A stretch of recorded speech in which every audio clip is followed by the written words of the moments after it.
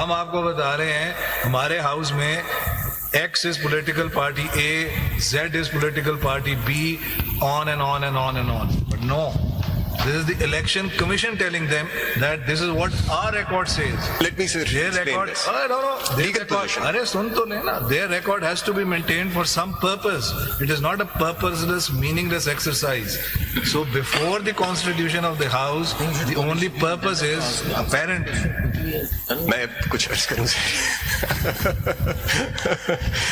वो इकबाल ने कहा था बांगेदरा में कि माना कि तेरी दीद के काबिल नहीं हूं मैं, तू मेरा शौक देख मेरा इंतजार देख. बिल्कुल है. You are highly competent. आप जरा चलिए जल्दी करें. Three steps, sir. First is the certificate when it is issued by a political party approving, nominating a person as its candidate. It is first is that stage, which is when filed with RO. This is the candidate which determines, this is a certificate which determines which political party the returned candidate will belong to or belongs to.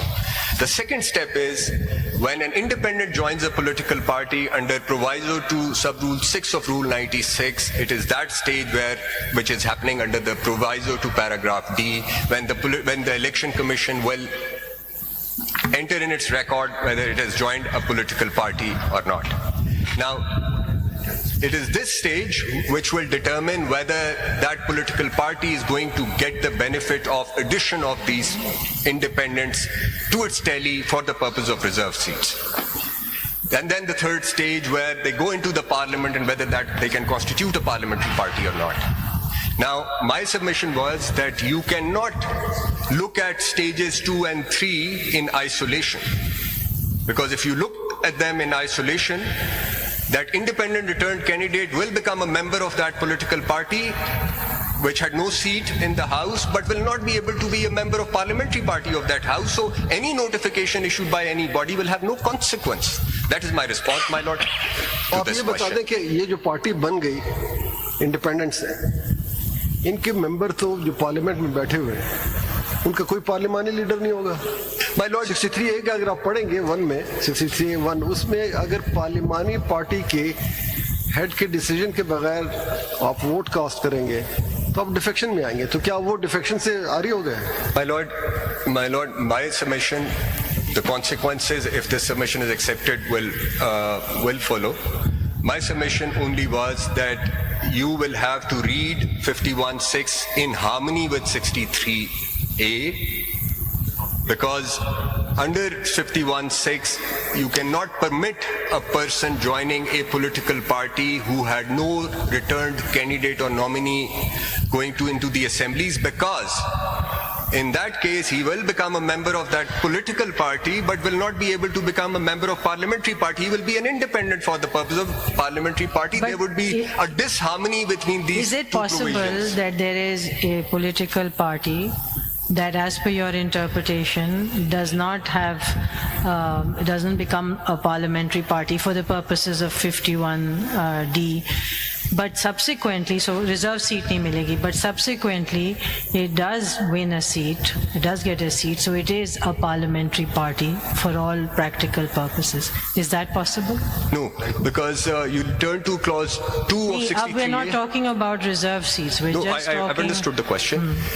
If you look at the last line of clause 2, it says such parliamentary party after such election.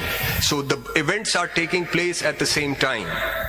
So it's just such elections, which in this case would be the general election, which will determine which parliamentary party that independent can join. Now, a situation may arise. In this case also, the Sunni Ittihat Council in by-elections won seats. People contested on their party ticket. But it is now that they are constituting a parliamentary party. Now, if you were to come to the conclusion that they are independent. This is my question here. Yes. So now are they a parliamentary party? Because they have won some by-election, they have presence. Are they a parliamentary party? So now, with respect to this question, when after that such election there is another election which has taken place and they become a member. Simply बताएं yes ना आप कहेंगे नहीं, because it follows with another question. So this is not my इसका response yes. So no इसका response तो सुनने में तो yes कहा अच्छा इसका response क्या है? इसका response ये है कि if you were to hold that as of today they are independents, then yes, they can join the now constituted parliamentary party.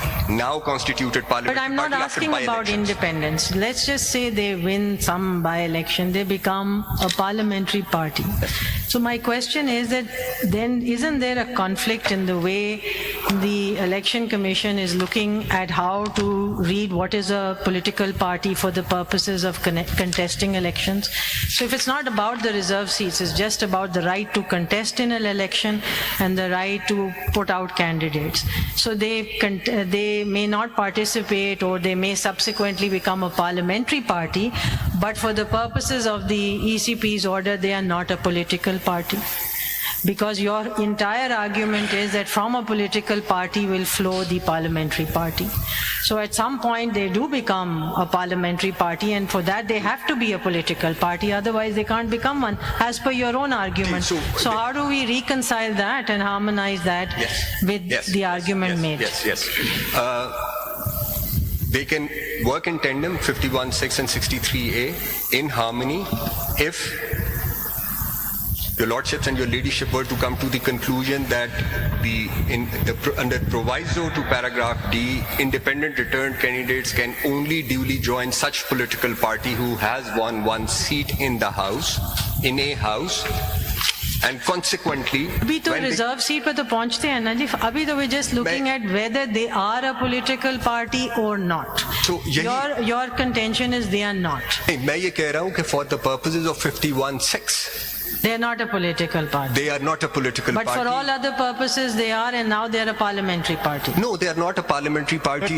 let me आपका मैं जो समझा हूँ, आप ये कह रहे हैं कि Sunni Ittehad Council was not a political party for the purposes of 51(6). However, with their winning the election, by-election, they have become a parliamentary party